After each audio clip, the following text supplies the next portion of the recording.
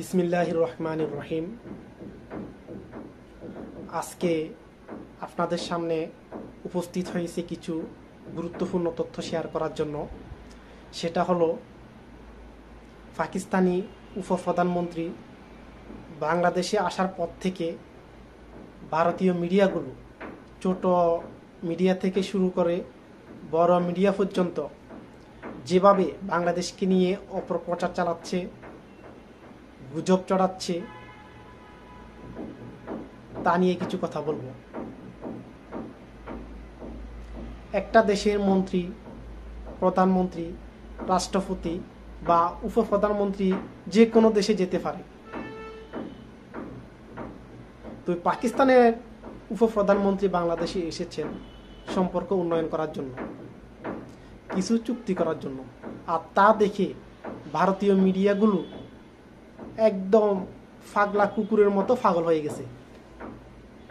তারা তাদের মিডিয়ার মাধ্যমে যে তথ্যগুলো প্রচার করতেছে, সেই তথ্যগুলোর অন্তত পক্ষে 90% বা 95% ভুয়া তথ্য। একসময় কি হবে, যখন এই তথ্যগুলো ব্যাপক আকারে ভারতের মধ্যে প্রচার করা হবে, তখন তাদের সরকার সেটা জায়েজ মেনে নিয়ে একটা স্টেটমেন্ট দিয়ে দিবে বাংলাদেশের বিরুদ্ধে, যেগুলো অতীতে কয়েকবার হয়েছে। আমার কথা হলো, বাংলাদেশ স্বাধীন হয়েছে 1971 সালে। এর আগে 1947 সালে ভারত পাকিস্তান বিভক্ত হয়। তো 1971 সংগঠিত হয়েছে, আজকে প্রায় 50 বছর ওভার হয়ে গেছে। তারপরে কেন বাংলাদেশ পাকিস্তানের সাথে সম্পর্ক রাখতে পারবে না? কেন তারা বাণিজ্য করতে পারবে না? আমি যদি আপনাদেরকে বলি,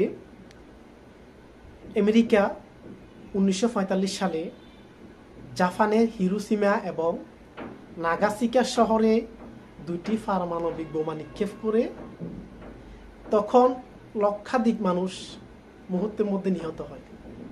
আহত হয়েছে লক্ষ লক্ষ মানুষ। এরপরে বর্তমান যুগে এসেও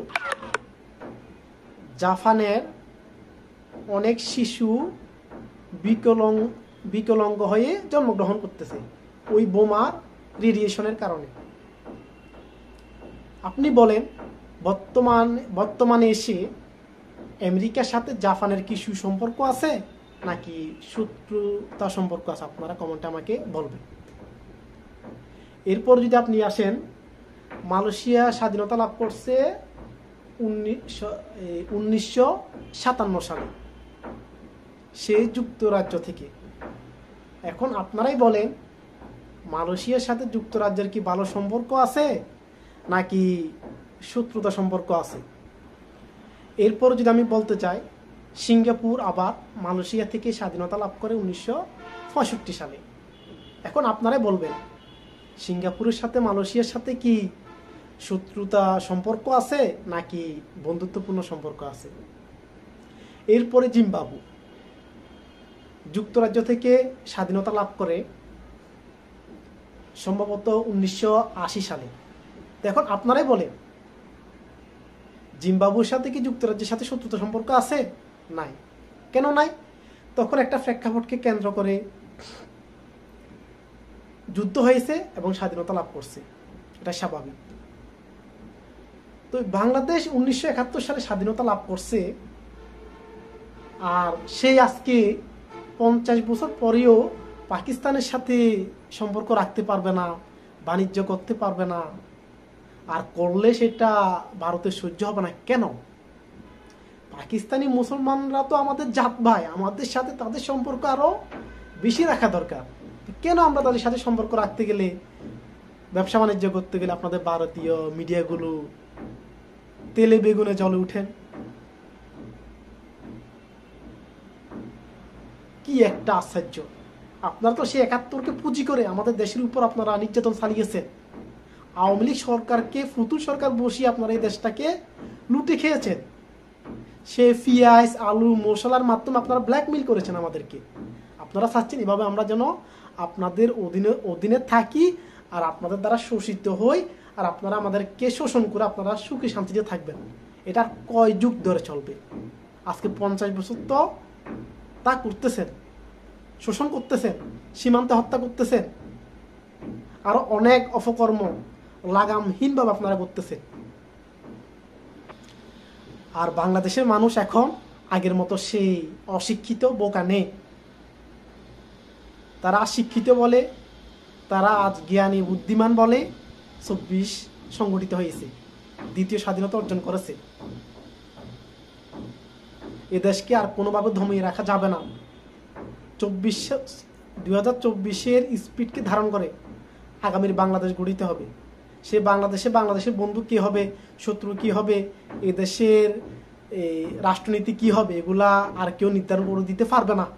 কারণ এই দেশের সচেতন বিপ্লবী ছাত্র জনতা সবসময় সজাগ আছে।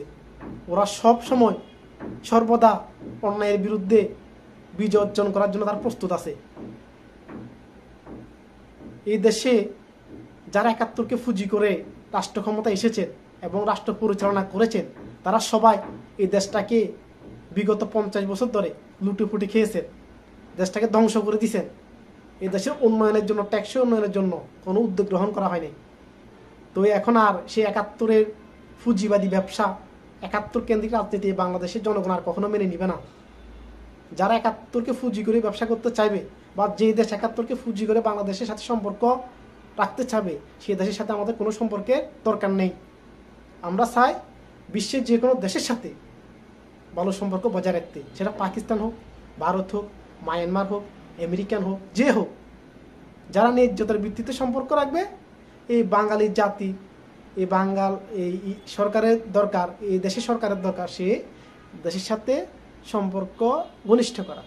যে কোনো দেশ, সেটা পাকিস্তান হোক, ভারত হোক, যে কোনো দেশ, আমরা সবার সাথে বন্ধুত্ব চাই, কারোর সাথে শত্রুতা নয়, বা কারো গোলামিও করতে আমরা চাই না। আর এই গোলামি না করার জন্য এই দেশে 2024 সংগঠিত হয়েছে। এই দেশের জাতিকে আর কোনোভাবে দমিয়ে রাখা যাবে না। যারা মনে করেন আপনারা আগামীতে ক্ষমতা আসি দুর্নীতি করবেন, স্বৈরাচার কায়েম করবেন, এই জাতিকে দমিয়ে রাখবেন, আপনারা প্রকাশ স্বর্গে বাস করতেছেন কিন্তু।